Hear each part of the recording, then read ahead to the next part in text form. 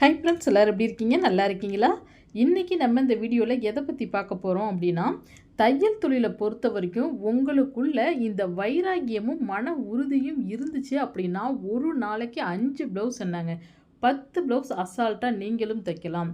அப்போ ஒருவர் தையல் தொழிலில் ஒரு நாளைக்கு டைலரிங் ஒர்க் செய்கிற பெண்களாக இருக்கட்டும், ஆண்களாக இருக்கட்டும், ஒரு நாளைக்கு 10 ப்ளவுஸ்லாம் தைக்கிறாங்க அப்படின்னா, எல்லாராலையுமே அது இப்போ சாத்தியப்பட முடியாமல் இருக்குது. நிறைய பேர்த்தால ஒரு நாளைக்கு நாங்கள் 5 ப்ளவுஸ் தைக்கிறதே ஒரு பெரிய விஷயமா இருக்குங்க. இதில் நாங்கள் எங்கேருந்து ஒரு நாளைக்கு 10 ப்ளவுஸ் தைக்கிறது அப்படின்னு கேள்வி கேட்குறீங்க.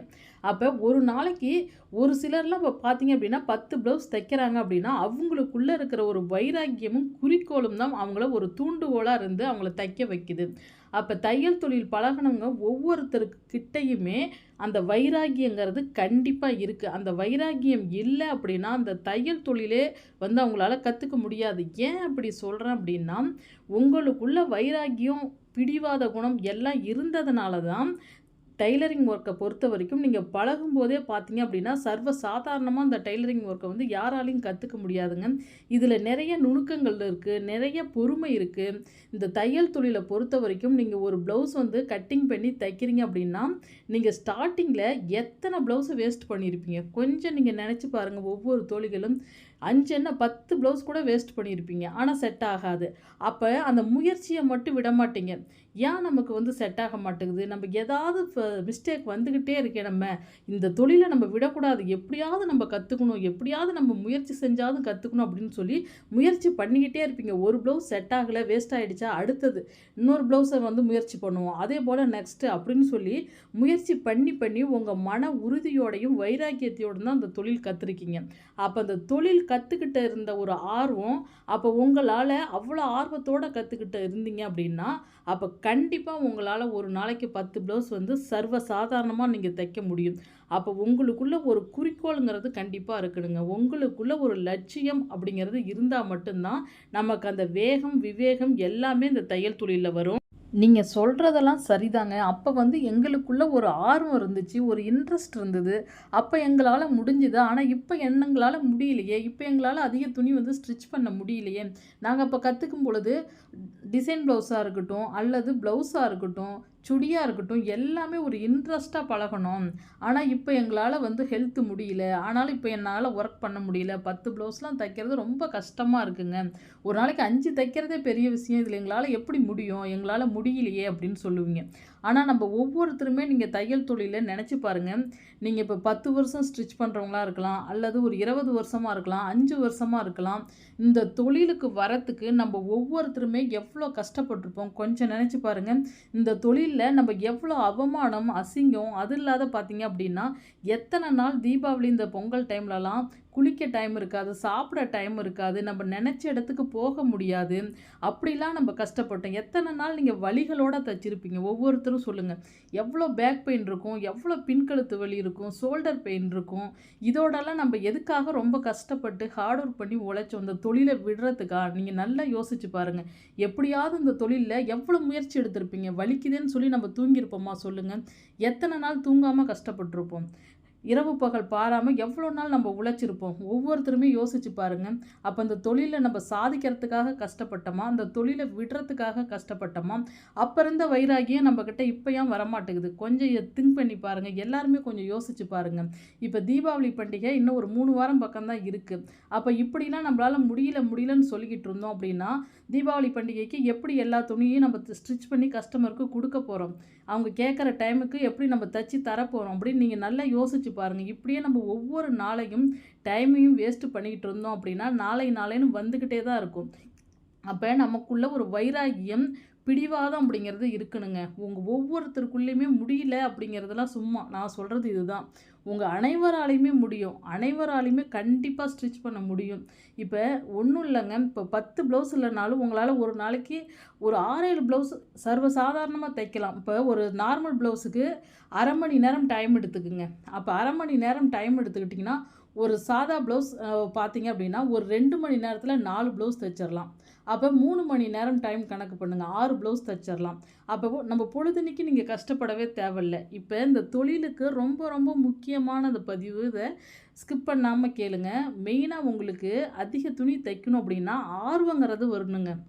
ஆர்வம் இருந்தால் மட்டும்தான் அந்த தையல் தொழிலில் நம்மளால் அதிக துணி ஸ்டிச் பண்ண முடியும். இப்போ நானே டைலரிங் ஒர்க்கு 20 வருஷமாக இருக்கேன், 22 வருஷமாக தைக்கிறேன், ஒரு ஃபேமஸ் டைலராக இருக்கேன். எனக்கு ப்ளவுஸ் அழகாக தைக்க தெரியும், சுடி அழகாக தைக்க தெரியும், மாடல் ப்ளவுஸ் அழகாக தைக்க தெரியும், ஆரி ஒர்க் ப்ளவுஸ் அழகாக தைக்க தெரியும். இத்தனையும் தெரியும். ஆனாலும் எனக்கு அந்த ஆர்வம் அப்படிங்கிறது இல்லைன்னா நான் மிஷினில் உட்காருவேனா? அப்போ நான் மிஷினில் உட்காந்து தப்பேனா? அப்போ என்னால் ஒரு நாளைக்கு 10 ப்ளவுஸ் தைக்க முடியுமா? இந்த தொழிலை இவ்வளோ ரசனையாக பார்த்து பார்த்து பார்த்து நான் உற்சாகமாக கற்றுக்கிட்டு எதுக்கு ஆகுது? அப்போ நான் இவ்வளோ நாள் கற்றுக்கிட்டதே வேஸ்ட்டாக போயிடாதா? நீங்களே கொஞ்சம் யோசிச்சு பாருங்கள். அப்போ இந்த தொழிலில் மெயினாக முக்கியம் என்ன அப்படின்னு கேட்டிங்க அப்படின்னா ஆர்வம். உங்களுக்குள்ள ஆர்வம், ஒரு குறிக்கோள் இருந்துச்சு அப்படின்னா ஆட்டோமேட்டிக்காக மிஷினில் போய் தைக்க ஆரம்பிச்சிருவீங்க. அப்போ இந்த வைராகியம் அப்படிங்கிறது உங்களுக்குள்ளே வர தொடங்கிருச்சு அப்படின்னா அப்போ உங்களுக்குள்ள ஒரு எனர்ஜி அப்படிங்கிறது வரும். எப்படி சொல்கிறது அப்படின்னா, நான் எதுவுமே சொல்ல தேவையில்ல, உங்களை ஒரு உற்சாகப்படுத்தவே மாட்டேன். உங்களுக்குள்ள ஒரு குறிக்கோள், நான் வந்து என் லட்சியத்துக்காக, என் கனவுக்காக நான் உழைக்க ஆரம்பிக்கிறேன் அப்படிங்கிற ஒரு எண்ணம், பிடிவாதம் உங்களுக்குள்ளே வரும் பொழுது மிஷினுக்கு ரெஸ்ட்டே இருக்கவே இருக்காது. மிஷினுக்கு ரெஸ்ட் இல்லாமல் தைச்சிக்கிட்டே இருப்பீங்க.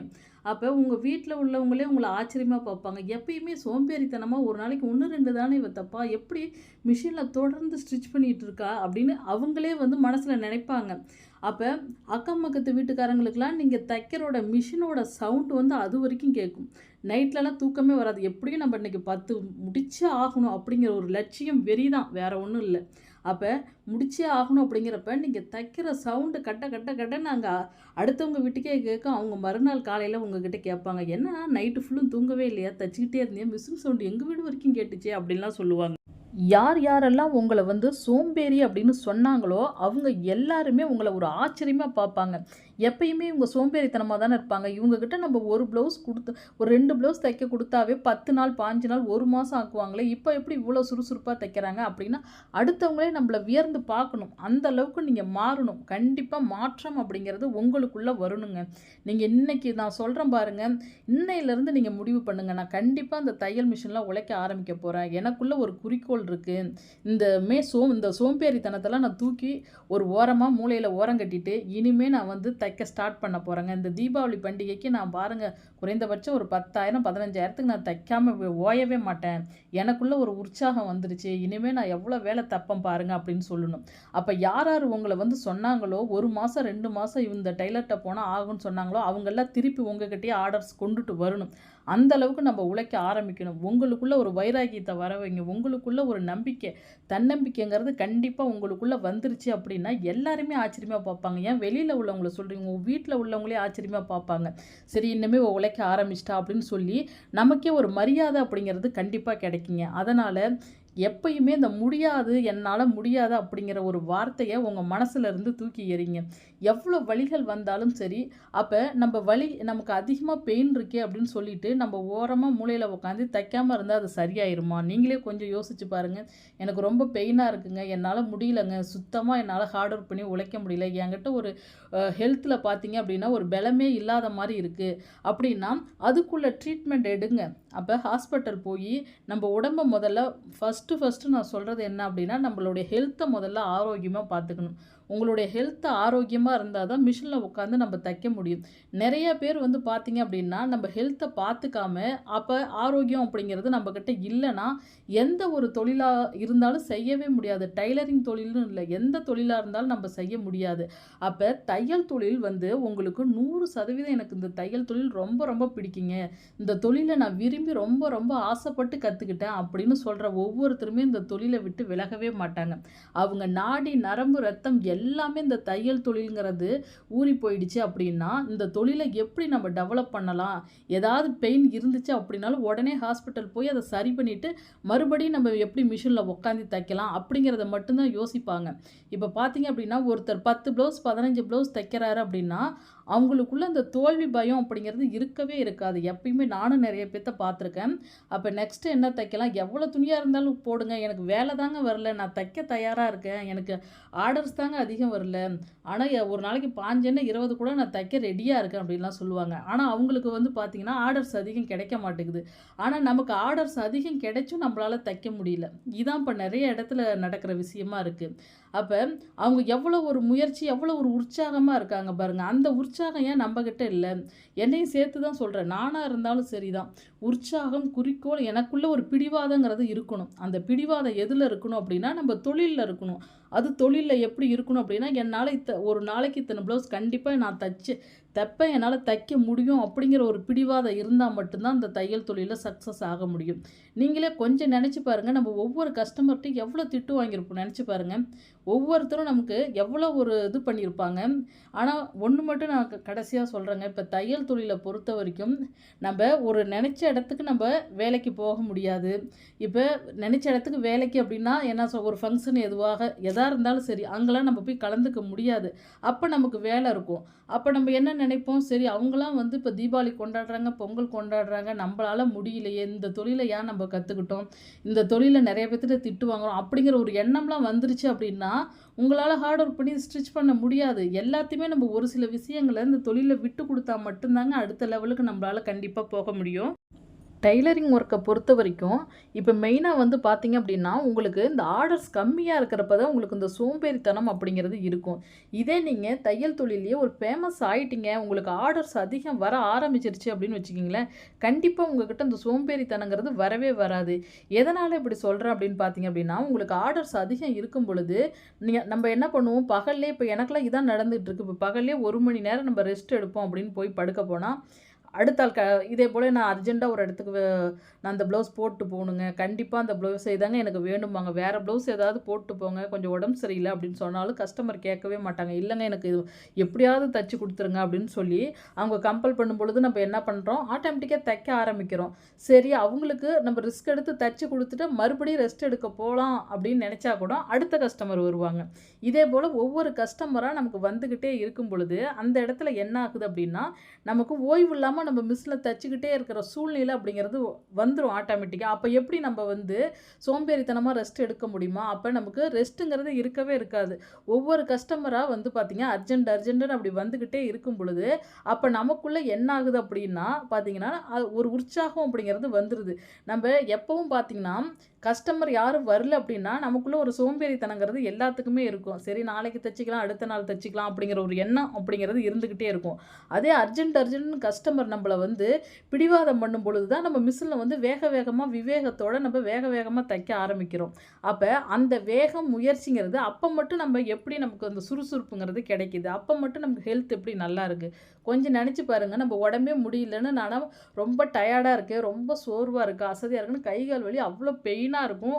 ரெஸ்ட் எடுக்கலான்னு ஒரு 5 நிமிஷம் ரெஸ்ட் எடுத்துட்டே இருப்பேன். ஒரு கஸ்டமர் வந்து எழுப்பிவுட்டு இதே போல எனக்கு இத்தனை மணிக்குள்ள இப்போ 1 மணிக்கு நம்ம ரெஸ்ட் எடுக்க போறோம் அப்படின்னா, எனக்கு ஒரு 2:30, 3க்குள்ள இத குடுத்தாகணுங்க அப்படிம்பாங்க.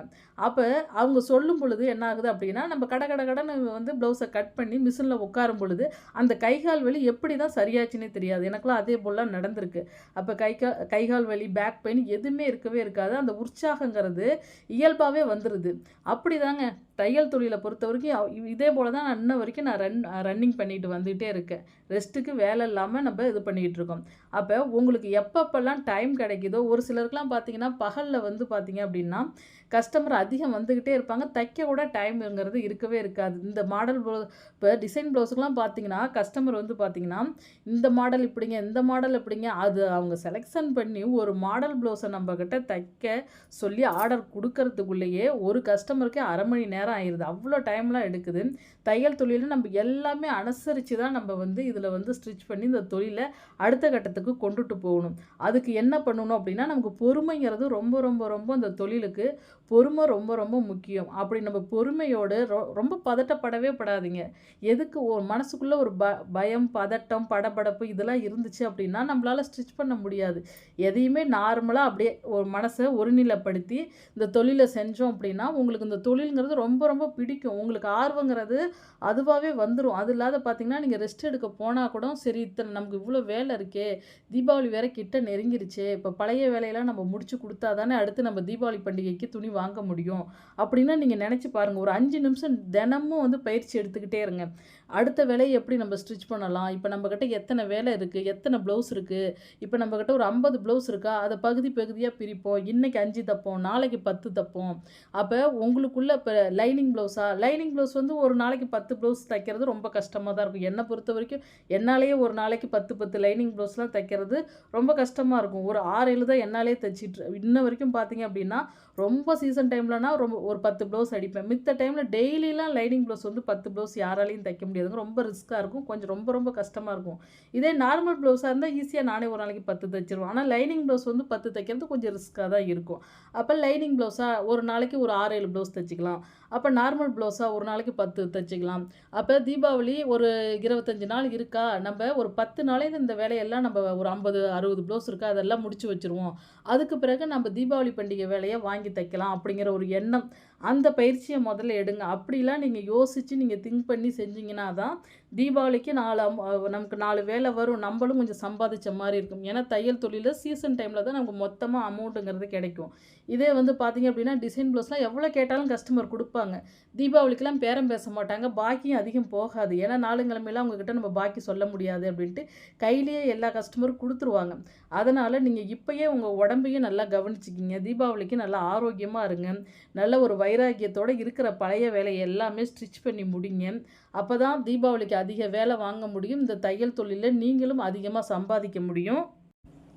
என்னால் முடியல அப்படின்னு சொல்லிட்டு இருக்காதீங்க. கண்டிப்பாக முயற்சி செஞ்சால் முடியாதது அப்படிங்கிறது எதுவுமே இல்லை. இப்போ தீபாவளி பண்டிகை ஒரு 20-25 நாள் இருக்குது அப்படின்னா உங்களுக்கு இப்போவே இப்போ டைலரிங் ஒர்க் நான் செய்கிறேன் அப்படின்னா எப்பவும் நானும் இப்படி தான் செஞ்சுக்குவேன். கொஞ்சம் முன்கூட்டியே நமக்கு புடவை எடுத்து நமக்கு ப்ளவுஸை முதல்ல தைச்சி வச்சுக்கிங்க.